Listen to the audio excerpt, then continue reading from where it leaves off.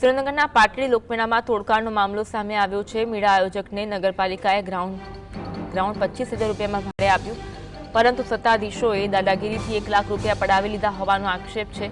રૂપિયા નહીં આપો તો મેળો શરૂ નહીં થવા દઈએ અને સામાનની હરાજી કરી નાખીશું એવી ધમકી આપી। મેળાની પરવાનગી ન લેવાતા લોક સલામતી પર સવાલો ઉઠ્યા। ધારાસભ્યની હાજરીની વાત પણ સામે આવી। આયોજકે ન્યાયની માંગ કરી છે।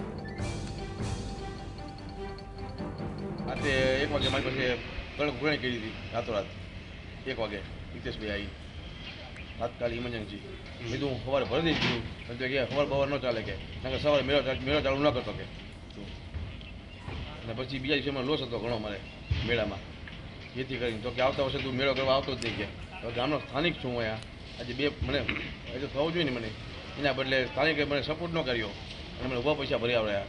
મારા માલવાળા બધા વિચારવા પડી ગયા બધા આવું થાય તો બીજો મારા મેળામાં બીજા માલ ન નાખે। આજ અંગે વધુ વાત કરીશું। સંવાદદાતા ફઝલ અમારી સાથે લાઈવ જોડાયા છે। ફઝલ, લોકમેળામાં તોડકાણનો મામલો સામે આવ્યો છે, મામલા અંગે અપડેટ જણાવશો?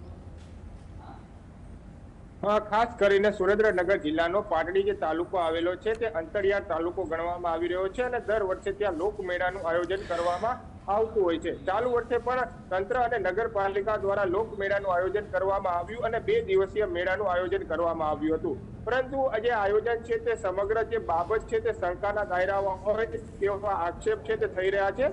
કારણ કે જે મેળાનું મેદાન આવેલું છે, જે નગરપાલિકા દ્વારા મેળો યોજવામાં આવી રહ્યો છે, તેમાં તોડકાણની ઘટના છે તે સામે આવી છે।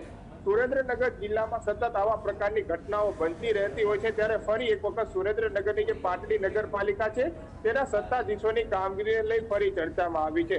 ખાસ કરીને સુરેન્દ્રનગર જિલ્લાનું જે પાટડીનું ગ્રાઉન્ડ આવેલું છે તે તંત્ર દ્વારા 2 લાખ રૂપિયા લઈ અને મેળા માટે ભાડે આપવામાં આવ્યું, પરંતુ તેમાં જે સંચાલક છે, મેળા સંચાલક છે, તેનો તોડ કરવામાં આવ્યા હોવાના ગંભીર આક્ષેપો થઈ રહ્યા છે।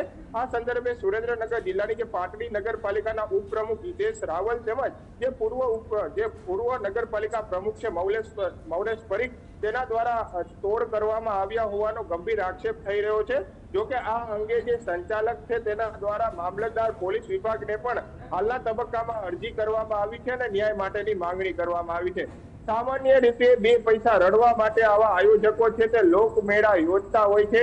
મેળો યોજાય તો તેને 2 પૈસા વધે, પરંતુ જે પાટડીમાં યોજાનારો 2 દિવસીય લોકમેળો છે તેમાં તંત્રના જે સત્તાધીશો છે તેમના દ્વારા જ 1,50,000 રૂપિયા પડાવી લેવામાં આવ્યા હોવાનો આક્ષેપ છે।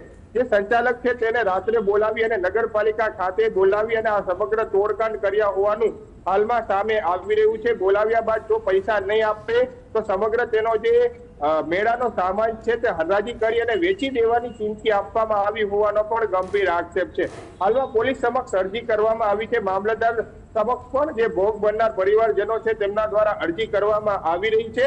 એક બાજુ સુરેન્દ્રનગર જિલ્લામાં છેલ્લા 2 દિવસથી વરસાદી વાતાવરણ હતું, એટલે લોકમેળામાં પણ જે નફો થવો જોઈએ એટલો થયો ન હતો અને ઉપરથી 2 લાખ આપ્યા છતાં પણ 1.50 લાખ રૂપિયાનો તોડકાંડની ઘટના સામે આવી છે। હવે પોલીસ વિભાગ કઈ દિશામાં તપાસ કરશે તે તો આગામી દિવસોમાં ખબર પડશે, પરંતુ મોટી વાત એ છે કે નગરપાલિકાના સત્તાધીશોએ ભેગા મળી અને આવા નાના માણસોનો તોડ કરી લે તો ગંભીર બાબત ગણી શકાય। ખરેખર તો પોલીસે પણ આના ઉપર એક્શન લેવા જોઈએ તે પ્રકારની માંગ હાલ સંચાલકોની પણ છે અને ડીવાયએસપી સહિતના જે અધિકારીઓ છે તેમને પણ અરજી કરવામાં આવી છે અને આ બાબતે યોગ્ય ન્યાયની માંગણી છે તે મેળા સંચાલક દ્વારા કરવામાં હાલના તબક્કામાં આવી રહી છે। જી આભાર ફઝલ, જોડાવા